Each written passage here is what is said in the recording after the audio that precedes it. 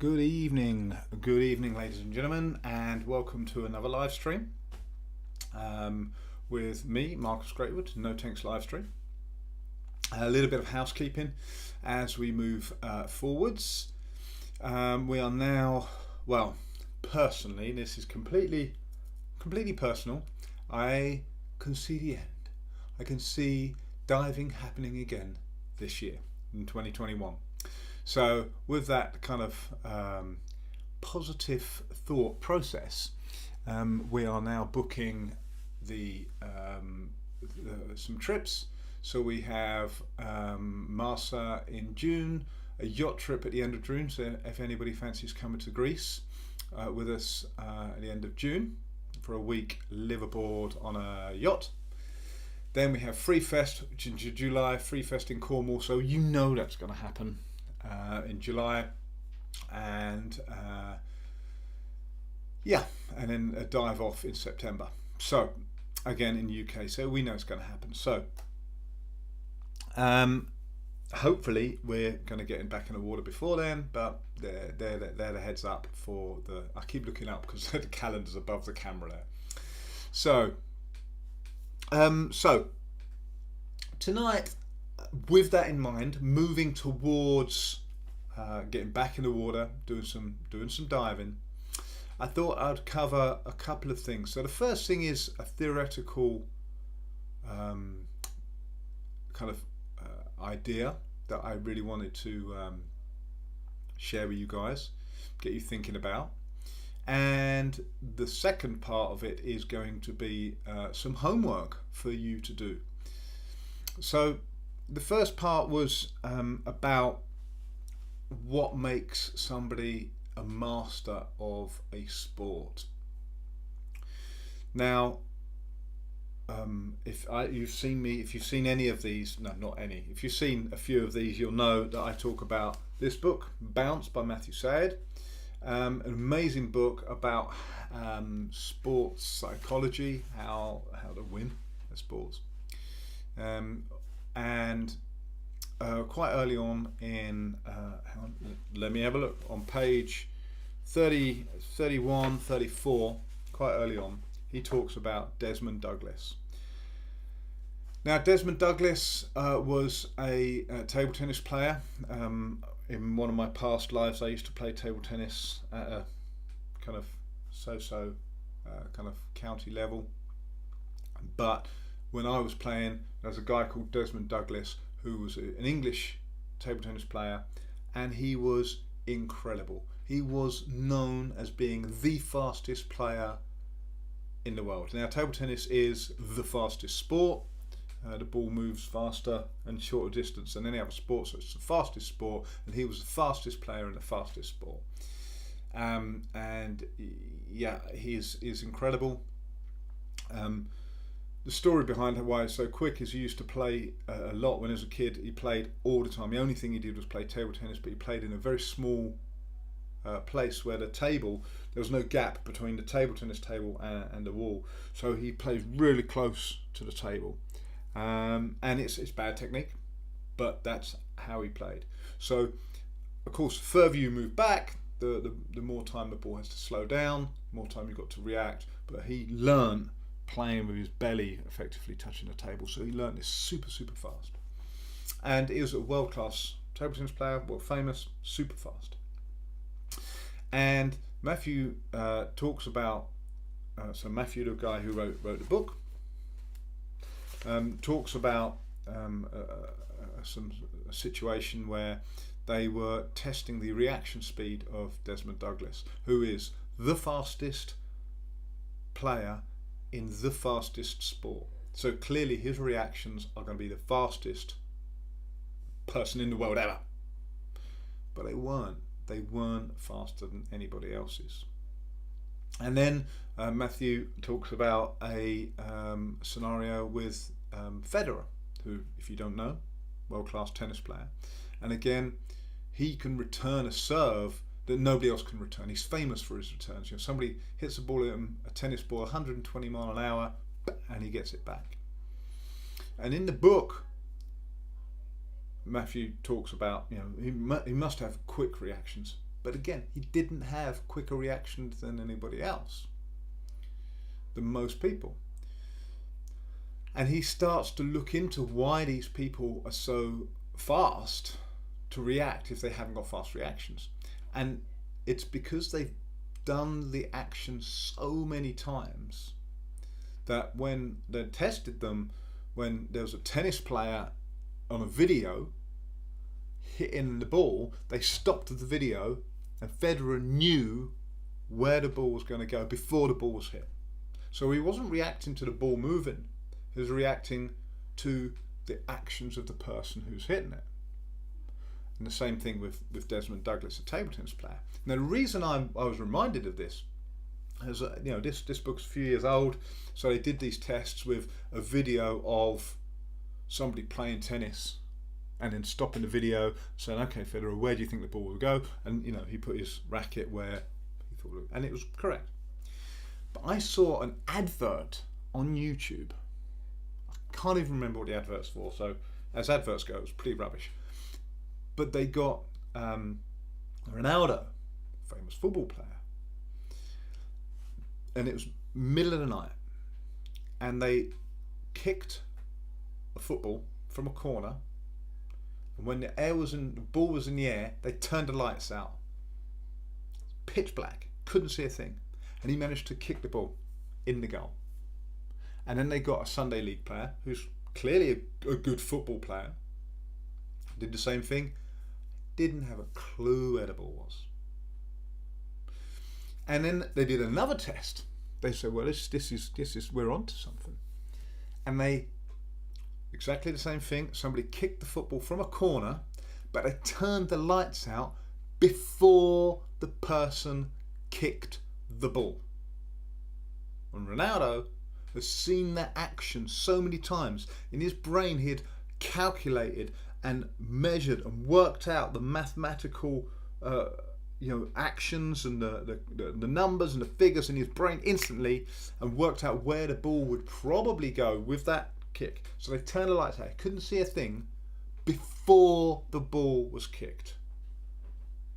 And the ball came over, and he managed to shouldered it into the net. And you see the infrared video. You could see him like actually lining it up and getting it. He didn't accidentally hit his shoulder. He actually was. Boom. This is what mastering a skill is about. It's not about reactions to the ball, and whether it's tennis, table tennis, or football. It's about seeing the same situations so many times that you can anticipate what's likely to happen and then change your actions to suit what will probably happen. And this is really pertinent with all sports. But with freediving, it's a solo sport. And especially if you're focused on, say, competitive freediving, which is a really, really narrow set of skills. It's basically a game with very specific rules. The skill set required is really small. And when something from the outside comes into the dive, when you're only focused on competitive diving, it's going to put you off because you're not used to it. You're not ready for it. So what I'm saying is we've got to anticipate what could happen, and the only way we're going to do that, whether you're focused on competitive freediving or photography or spearfishing or whatever it is, whichever aspect of freediving you're interested in to get better, you need to practice specific situations hundreds of times. So that's not just doing one swim or one game. It's about repeating it, and repeating it, and repeating it. So your brain, your subconscious, can learn the patterns that are going to predict what's going to happen later on in dive. And then you can become efficient at preparing for them. And in freediving, it's not about getting your bat in the right place to hit the ball or a racket or your foot or whatever it is. It's about efficiently moving to a position that will allow you to do the next stage of the dive, or change your. So if you're learning glide, you're learning the sink phase, you'll go and you do it hundreds and hundreds of times. It doesn't have to be long, or deep, it just needs to be that one section, and you do it and you do it and you do it, and you know that if you feel a little twist like this, then just a little twist like this with your head will correct you back. But then you have to do it again. You'll only learn that if you do it time and time and time and time and time and time and time again. So it's really super important to break down your dive into tiny parts and then practice each part so many times that you can subconsciously preempt what's going to happen. And then you can efficiently work towards it. And when you speak to divers, as a coach, when I speak to divers, I know where they are in their learning because of the answers they give. So what happened in that dive? Well, this happened and I did this. This happened, I did this. This happened. That's a very reactive answer, as opposed to this happened, so I thought this was going to happen, so I changed this. I felt that I was about to fall to the left, so I cocked my head and twisted to stop me. And that's not reactive, proactive answers. Yeah. But you only know these things if you drill them and drill them and drill them. And again, I say it time and time again, failure is the key. You need to fall over to allow, you need to do that dive and fall over to go, I fell over. Let's do it again. And that's a failed dive. In most people's eyes, that's a failed dive. You go down, you get to whatever depth, you fall over, you don't make it to the target depth or the target reef or whatever you're going to do. Okay, let's go again. Okay, let's go again. You do that 20 times. You're going to learn what happens before that. Because there's no point in learning I've fallen over. Right? There's no point in learning that. You have to go back and learn what happened just before I fell over. And then eventually you can go back, what happened before that? And if that happens, does that happen? And if that happens, then I fall over. So I can change 2 steps before it. And in something like freediving, generally, we're looking for efficiency. So generally, something that changes will just take us further and further off the path. So the earlier we can identify the issue, the earlier we can correct it, and the less kind of movement is needed, less correction is needed. So it's about efficiency in correcting things. Equalization. A beginner will say, my ears hurt. Okay, you went too far. Your ears are already hurting. So you have to go back.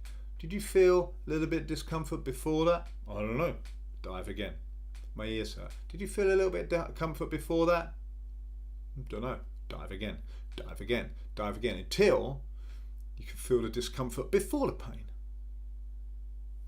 Okay. Stop there. Do that dive again. What happened before the discomfort? Because then you can change it before the discomfort, before the pain. And then you can start identifying what happens. And you can only do that by doing that dive, the discomfort dive, maybe 10 times. And I ask you now, how many of you, when you started, or when you're at that level, you may be at that level now, have you felt that discomfort and stopped and done that dive 10 times? Bam, 10 times.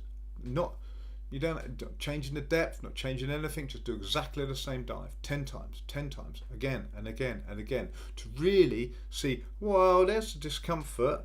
What happened just before it? What happened just before it? What just happened before it? It'll be tension, it'll be a fin, it'll be a pull stroke, it'll be a change of hands, it'll be something. And you have to do it 10 times just to find out what happened before. And then you can take that information, and if you've got an online coach like myself, you can say, Marcus, what happened was, and it's not very little I can do if you say, I did a dive and I felt pain in my ears. Okay, well, you went too far. There's nothing I can. But if you can find out what happened, pain here, discomfort here, there's a bit of tension comes in my shoulder as I change hands. Well, you know, in that example, you don't need a coach to help you, because you know what the issue is. You've already identified the issue. And then what you do, you practice that. So change hands without the tension. So you change hands without the tension, change hands without the tension, change hands without the tension. And you do it 10 times. So we're already 25 dives into it. So the first 5 is working out that there was some sort of missed equalization. Then 10 dives to find out what caused the discomfort. So you go back, find the discomfort. And then you do 10 dives to correct what caused the discomfort. And that's a session, 25 dives. Now, you don't have to go deep for this. You can simulate depth. So, you know, that it might happen at 60 meters on a deep rope, but then you can take it back to a 10-meter dive, do it empty lung, etc., etc. Set it up, you know, simulate that sort of depth 25 times without saying a word to anybody, without changing the lanyard or changing your wetsuit, or doing this 25 dives on one tiny issue. And then you can say, right, I've got that. I haven't mastered it, but I've got it. Come back another time and you do another 25 dives. That's the only way to improve. Okay? But then again, you can't explain that necessarily to somebody else. What did you do to? Oh well, it's a little bit. Oh, I kind of tweaked this. In the same way that Desmond Douglas probably can't explain how he knew. Well, he can't, because it's in the book. Bound by Matthew Syed. He can't explain how he knew the ball was going to go in there. It's just he's seen it so many times. And Federer can't explain how he knew where the serve was going, and Ronaldo couldn't explain where the ball was going. It's all the same. They can't explain it because they've just seen it. And you can set up your training to do it that many times that you know on every little instance. Okay, so that's part 1 of tonight's live stream. Get a copy of Bounce.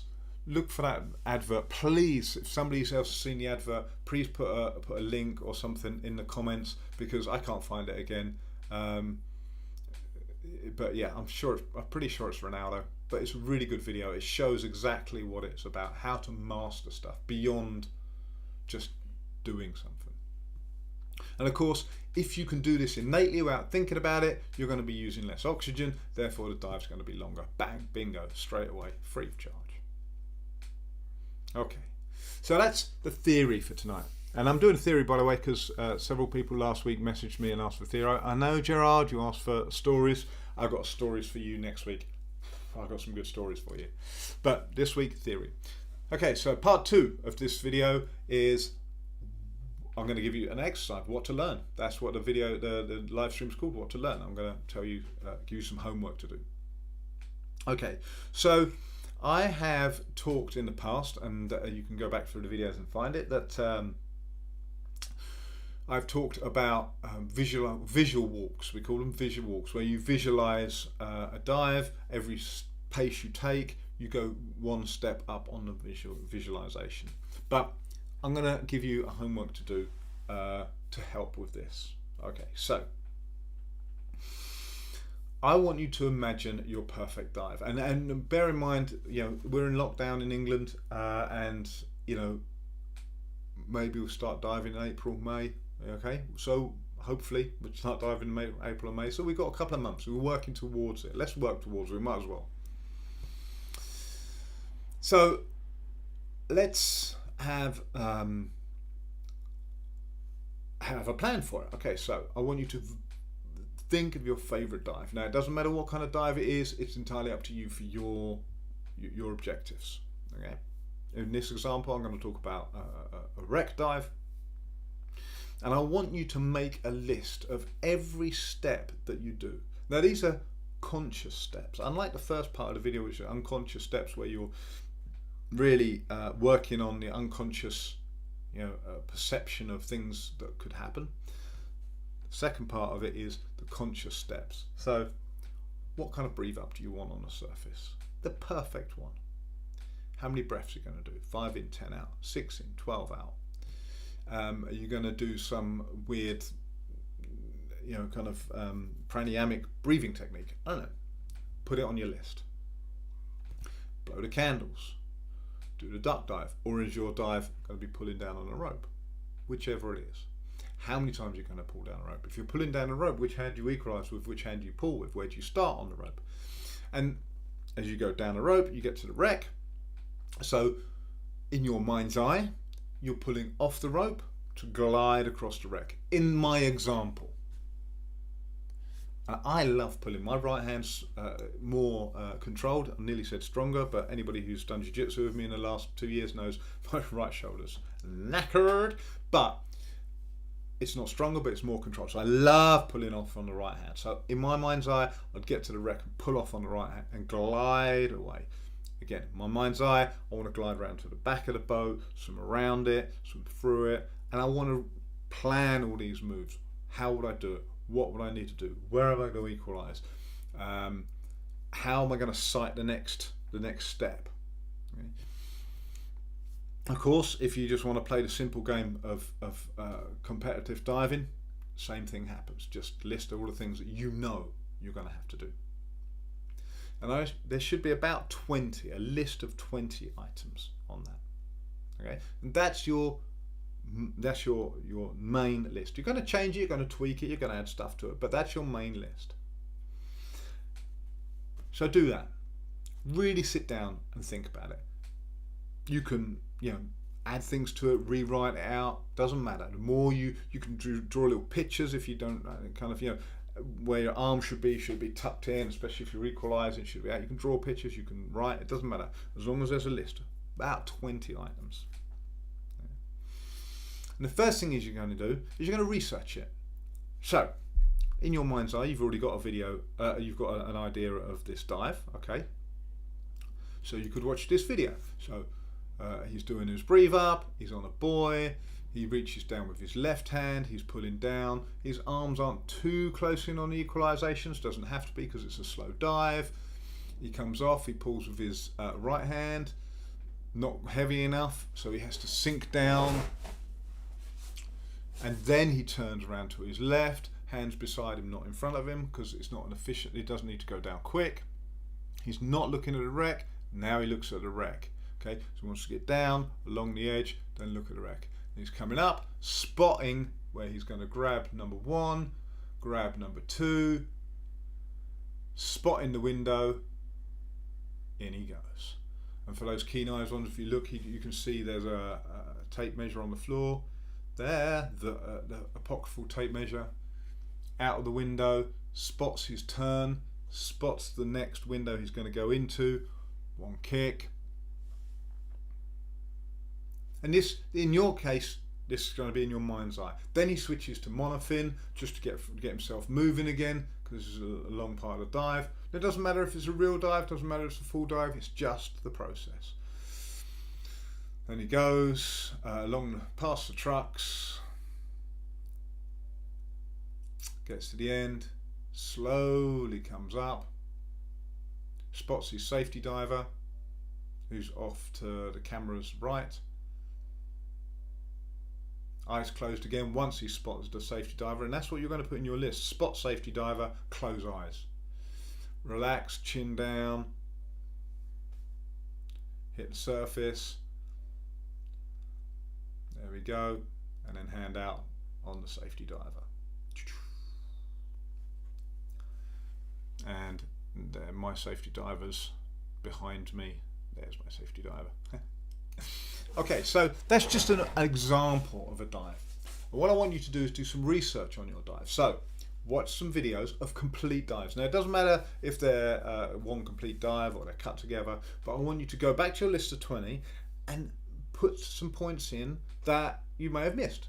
Okay, so this is your opportunity to go on YouTube. Just, oh yeah, that's a good point. I didn't think about when I was visualizing my dive how I would get through through the rec, or how I would turn, or whether I'm going to be doing monofin or stereofin, okay? And really kind of make those points. Okay? And obviously you can do as much research as you like. I'm not going to tell you not to. Yeah, YouTube's there. And I've put a link in the description of a dive by a guy called Alexei Molchanov. You may have heard him, but it's a friend of mine. And it's a dive eye, so for competition diving, that's on that one, and I put a link for that for the rec dive as well in there, just to get you started. And then you learn it. You learn that list. And how do you learn it? You put that away.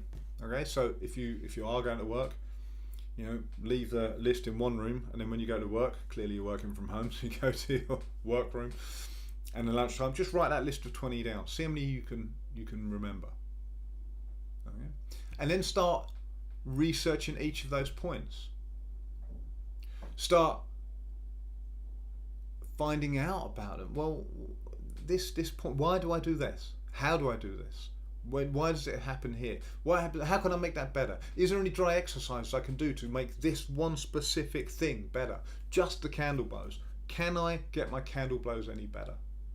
And if you do one item per day, research it, find out about it, think about it, that's 20 days. You know? That's 3 weeks of research in that dive. By then, that list, every day when you try and write out your list again, first day you're going to forget loads of them.